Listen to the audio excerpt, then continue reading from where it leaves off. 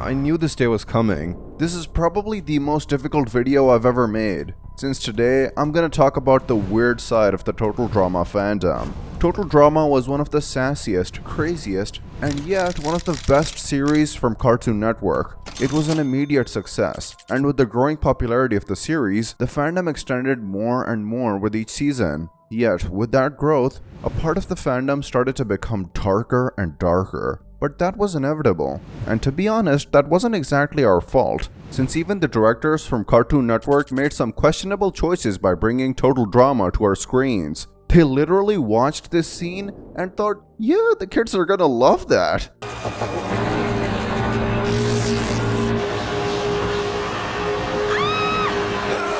This is actually the first thing I want to talk about, the over-sexualization of the characters. Even if the creators basically did the first step with that by adding so many naked scenes and doing weird stuff, like making Chris and Larry have a kid,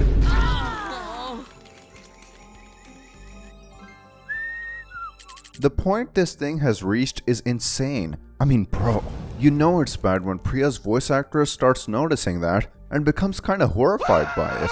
Let's take Heather's scene, which we talked about earlier. Just imagine the fact that one day, a fan woke up and thought, it would be nice if this scene wasn't uncensored. Let's arrange that. Boom. Done. Uploaded on YouTube, and now it's the most viewed piece of Total Drama content out there. Then we have the famous fan-made video with Tyler and Alejandro, which is basically a video, and numerous inappropriate fan-made images with the rest of the contestants. For the sake of the video, let's say that some of them are acceptable, but others, I mean, from the first glimpse you can tell that there is something wrong about them. I know that you're gonna say things like, well, every series has some adult content made about it. But hey, you know what our fandom has that no other fandom possesses? Every freaking character designed as a giant ball. I can't say that all of them are disturbing, but for God's sake, who the hell made this type of post? Bro, I saw this last night before bed and it really made me overthink some life decisions. Anyway, the lore behind this is pretty crazy. Apparently, the first contestant that was turned into a ball was Lashana back in 2012. Yet this fanart never really blew up until 2020, when TikTok came around and made it explode in popularity. Since then, we've had numerous fanart like this. It's funny that the fans didn't stop at making the contestants look like balls, since you can actually search for things like rhombic-dodecahedron Lashana. I didn't even know this was an actual word until I found it. Although this is probably the most popular Total Drama art trend out there, it's definitely not the weirdest. Trust me guys, from what I found in my research, seeing things like Happy Meal Lashana is just the tip of the iceberg. But let's take them one by one. First are the characters turned into animals, which I can't really say is much worse than the ball characters, but it's definitely a little weird. After that, we can move on to contestants being tied up, switching heads between them, Mike marrying Mel, and all these types of things. But this situation starts to really get uncomfortable when we reach the pictures that show stuff like some characters eating other characters. Besides these ones, there are also some images that show some contestants walking around with other contestants in their bellies. There's a lot more stranger fan art, but I can't even show them on YouTube. It seems like some people just have too much time on their hands. Again, I only talk about a small percentage of the fandom. Yet things like these are enough to ruin a fandom's reputation.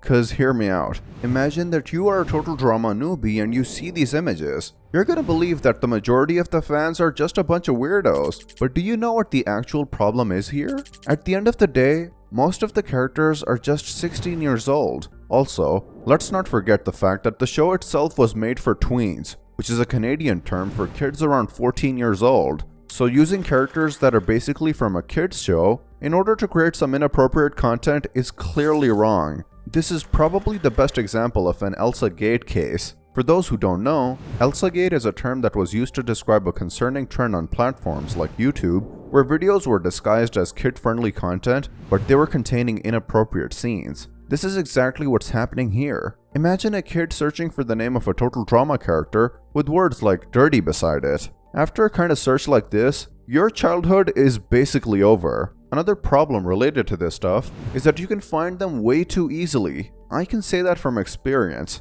since over the past year, I used lots of PNGs for the videos, and I found a lot of taboo images. And you know what's the worst part? I bet that if I would have continued searching, I would have found this type of content even with the Dramarama characters. But I am glad I didn't step on anything like that. Even if this type of content really exists out there, the world is just better with them remaining in the dark. I can't only point the finger at the fandom, since even the show itself might be a light case of Elsagate, and it seems like even the creators kinda encouraged this type of content over the years. Okay, let's say that the original series is made for an older audience, but then what about Dramarama? Why would you put something like the Fart Fairy in this show? Who the hell thought that was a good idea? So again, it seems like this problem wasn't actually 100% created by the fandom, but rather amplified. Now for the next thing I'm gonna talk about, I need to give you guys some context. You know Island of the Slaughter, right? The horror total drama series that blew up on TikTok? Well, a lot of fans complained about the horror storyline that was presented there, and I completely get why that happened.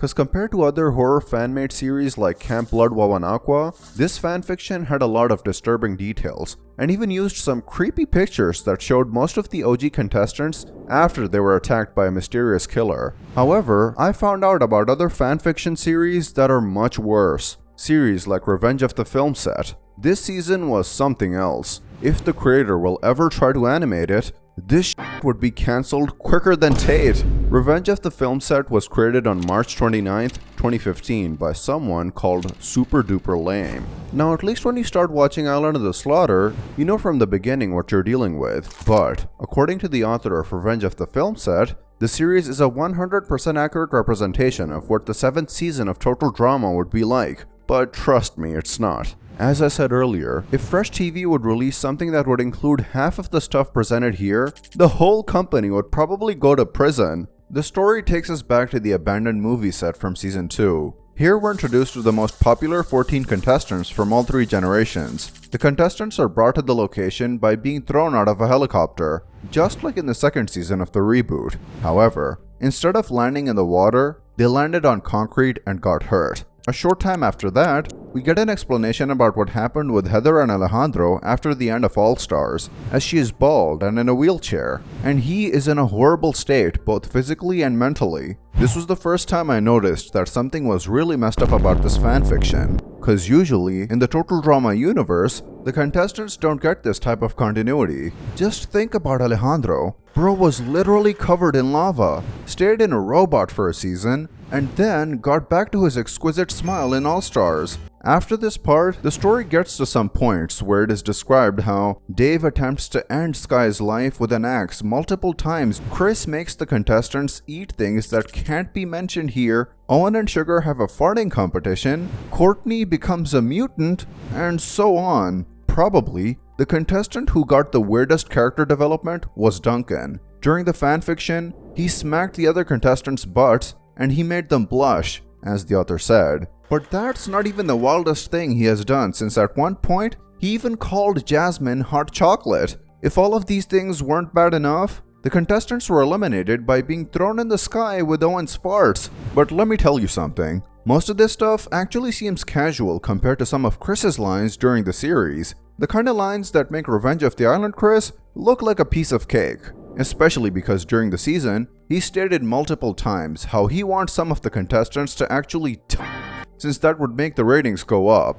The story doesn't have a proper ending since there are only 6 episodes out there. The funniest part is that the creator even thought of bringing back the aftermath in episode 5. Since we already got an official 7th season of the show, this fanfiction became kinda irrelevant, and it would probably never get a conclusion. These are basically the worst things I could have included in the video without it being taken down. Although some people deserved the rant I did today, I just want to remind you guys that I only talked about a small percentage of the Total Drama fandom. The ones who fell way too deep into the rabbit hole. There it is, guys. Hope you liked this video. Did I miss something along the way? Let me know in the comments. Take care and see you next time with a brand new video.